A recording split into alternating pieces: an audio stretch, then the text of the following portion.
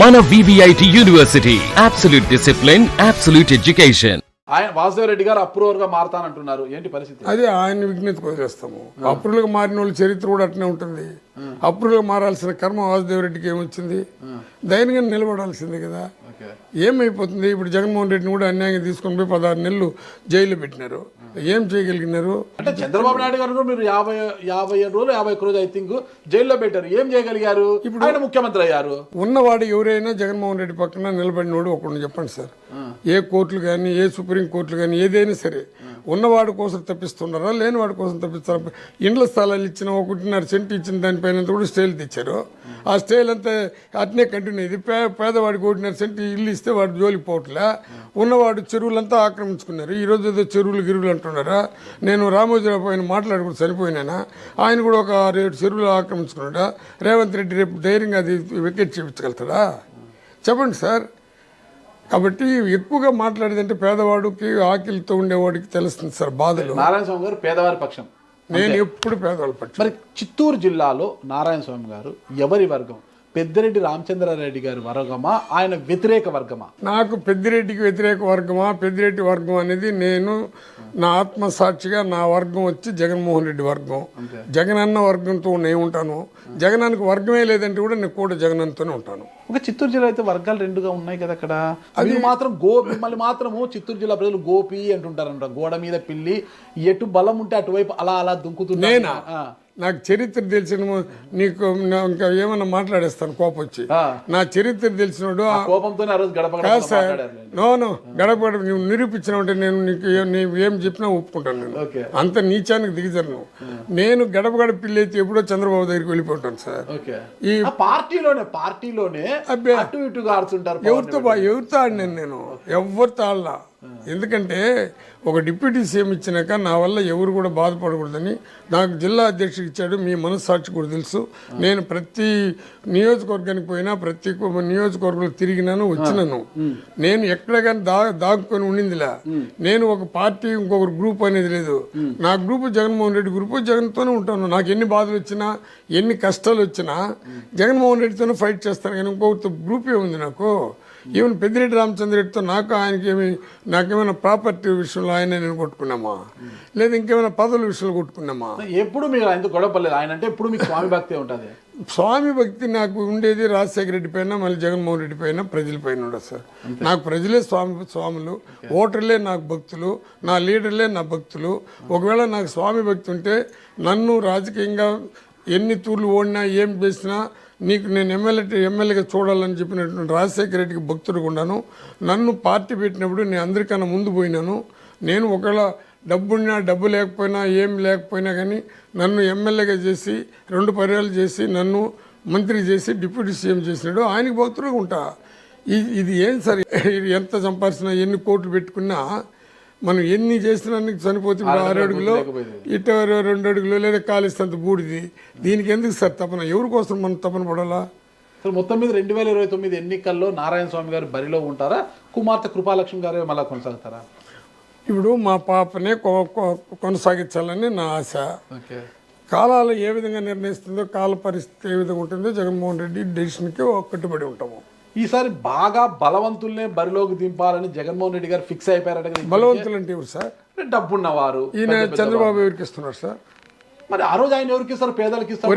పేదలకు ఒక రాజ్యసభ, మీరు ఇప్పుడు మాట్లాడుతాను, రాజ్యసభ పేదవాడికి చంద్రబాబు నాయుడు ఏ పేదవాడికైనా ఇచ్చినాడా? పోనీ బీసీలకి ఎవరికైనా? మీరు పేదవాడికి ఇచ్చి సాధించింది వాళ్ళంతా వెళ్ళిపోతున్నారు కదా. మళ్ళీ ఈ రోజు పేదవాడు ఆర్ కృష్ణయ్య గారికి ఏ ఉద్దేశంతో ఇచ్చారు? చెప్పేదా?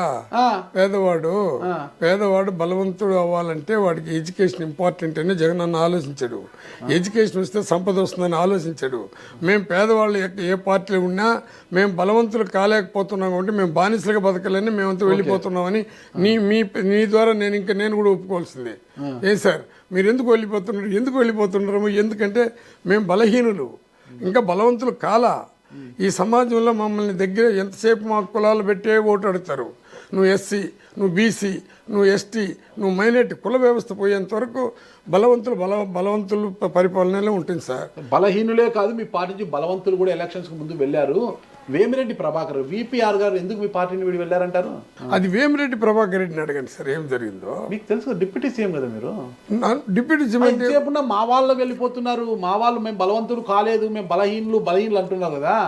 అందరినీ అంటున్నాం, మీరు మీ సామాజిక వర్గం విషయానికి వచ్చి అందరినీ అంటున్నాం. మీరు అగ్రవర్ణాల జోలికి వచ్చేసరికి ఆయన్ని అడగండి అని ఎలా అంటారు? మరి అంటే అగ్రవర్ణ మీ సామాజిక వర్గం చెందిన వరప్రసాద్ గారు మీ పార్టీని ఎందుకు వీడి వెళ్ళారు? బల్లి కళ్యాణ్ చక్రవర్తి ఎందుకు వీడారు ఇప్పుడు మీ పార్టీ? బల్లి చక్రవర్తికి ఎమ్మెల్సీ సీటు ఇంకొక జన్మ అయితే కూడా వచ్చి ఉంటుంది సార్. నా జాతి నేనే మైనస్ గా మాట్లాడుకుంటానా? పార్టీ పెట్టి ఆయన ఇచ్చినప్పుడు ఇప్పుడు ఎందుకు వెళ్ళిపోయినారంటే ఏ కర్మతో వెళ్ళిపోతున్నారో, ఏమి అనుభవించాలని వెళ్ళిపోతున్నారో దేవుడికి తెలియాలా, వాళ్ళ మనస్సాక్షికి తెలియాలా. వాళ్ళని పట్టుకుని ఎందుకు వెళ్ళిపోతాను? ఇప్పుడు నేను ఎస్సీల పైన ఎప్పుడు ఒక స్టేట్మెంట్ ఇచ్చిందిలే, బీసీల పైన ఇచ్చిందిలే, రైతుల పైన కూడా ఇచ్చిందిలే. కానీ నన్ను ఎంత ఆడిచ్చారంటే ఈ ఎలక్షన్లో, ఇప్పుడు నీ నోట్లోనే వచ్చింది రెడ్డిని తిడుతున్నావు, రెడ్డి ఏ రెడ్డిని తిట్టినాను నేను? ఈవెన్ శ్రీకాంత్ రెడ్డి కూడా అడిగినాను నన్ను, నా రెడ్డిని తిట్టినావంటాను. ఏ రెడ్డిని తిట్టినానన్నా? పెద్దిరెడ్డి రామచంద్ర రెడ్డి కూడా ఎన్నో తూర్లు ఏం రెడ్డిని తిడుతున్నావన్నా. వీళ్ళందరూ పోయి జగన్ అన్న దగ్గర రెడ్డిలు తిడతాడు అన్నాడు. ఆ జగన్మోహన్ రెడ్డి సార్ కూడా రెడ్డిని ఎందుకన్నా తిడుతున్నావని నన్ను అడగలా. ధనంజయ రెడ్డి వచ్చినాడు, సార్ ఈ విధంగా నారాయణ స్వామి రెడ్డిని తిడుతున్నాడు అంటే సార్ జ్ఞానేంద్ర రెడ్డి చెప్పినాడని చెప్పి ఆయనకి చెప్తే, దానికి నేను సత్యంగా సార్ మీ సాక్షిగా నేను రెడ్డిలు తిడుతున్నది వాస్తవం సార్ అన్న. ఇటు చూశాడు, మిమ్మల్ని ఎవరు తిడితే వాళ్ళు తిట్టినాను సార్, నాకేమైనా కొవ్వు అది రెడ్డిలు తిట్టేదానికి అని చెప్పేసిన. ఇది ఎట్ట ప్రచారం చేశారు? పెత్తనం ఏంటి మళ్ళా? ధనంజయ పెత్తనం ఆయన ధనంజయ రెడ్డిని అడగండి. ఇప్పుడు పార్టీలో ధనంజయ రెడ్డి గారి పెత్తనం ఉండిందా లేదా? ఈ రోజు మీరు అడిగేదానికి క్వశ్చన్ చెప్పాలనుకుంటే, ఏ ముఖ్యమంత్రి దగ్గర కొంతమంది వాళ్ళకి సలహాదారులు ఉంటారు సార్. ఈరోజు ఇప్పుడు మేము ద్వేషించే వాళ్ళందరూ కూడా ఒకవేళ వాళ్ళ వీక్నెస్ ఇటు సార్ పోయినామని మేము చెప్తే కూడా ఆ రోజు అందరూ వాళ్ళతో కూడా అప్రోచ్ అయిన వాళ్ళు కదా సార్. ఈ రోజు వాళ్ళు దూరం అయిపోయినారు, ఓడిపోయినారు, ఇంకా పనికిరారని చెప్పేసి వాళ్ళ పోయింది అంటే అట్లా ఎత్తుకుంటే ఇప్పుడు మార్చాల్సిన అవసరం ఏముందని అడిగేది వీళ్ళు. ఎందుకు మార్చినారని అడిగేది వీళ్ళు. ఆ క్యాండిడేట్లే ఏమి క్యాండిడేట్లు ఎందుకు మారాలా మేము? ఏమి చెప్పండి, ఎందుకు మార్చారు? గడప గడపకు పోయినప్పుడు అందరూ గడప ప్రోగ్రామ్ చూశారు. బట్ నేను ఒకటే చెప్పిన, చంద్రబాబు నాయుడు తన సామాజిక వర్గాన్ని ఓన్ చేసుకున్నాడు, ప్రపంచంలో ఉండే వాళ్ళందరూ వచ్చాడు. ఇప్పుడైనా జగనన్న తన సామాజిక వర్గాన్ని ఓన్ చేసుకోవాలా? ఇప్పుడు ఎట్టున్నది కులాల రావాలి అంటారు. అరే ఎడ్డే కదా, ఆయన అన్ని జాతులను తీసుకుంటారు. తన సామాజిక వర్గం అంటున్నారు. అరే దాన్ని ఓన్ చేసుకున్న వాళ్ళు గెలుస్తున్నారు కదా సార్. ఈయన అన్ని సామాజిక వర్గం ప్రకారంగా తన సామాజిక వర్గాన్ని కూడా ఓన్ చేసుకోవాలంటున్నాను. రెడ్లను ఓన్ చేసుకోవాలి అంటారు మీరు. నేను రెడ్లకి ఇస్తారు అన్ని, అంటే వీళ్ళకి రెడ్లకి కేవలం అధికారానికన్నా కూడా గౌరవం ఎక్కువ సార్. వాళ్ళకి గౌరవం లేదని వాలంటీర్ వ్యవస్థ పెట్టినారు, మాకు గౌరవం లేదని లీడర్లంతా ఒక చేతులు ఎత్తేస్తారు సార్, వీళ్ళకి ఓపెన్గా చెప్పాలంటే. అంతేగాని జగనన్న పైన కసి పెట్టుకుని కదా సార్, వాళ్ళకి ఆ ప్రేమ అనేది పోయిందని చెప్తున్నారు. ఇప్పుడైనా మేము దాన్ని సర్దిద్దుకొని వాళ్ళకి అన్ని జాతుల్లో లీడర్లకి అట్ట గౌరవిస్తున్నాడు అట్లా వాళ్ళకి కూడా గౌరవించమని నా రిక్వెస్ట్ మీ ద్వారా. సుమన్ టీవీలో మీ పర్సనల్ అండ్ బిజినెస్ ప్రమోషన్స్ కోసం కింది నెంబర్కి కాంటాక్ట్ చేయండి.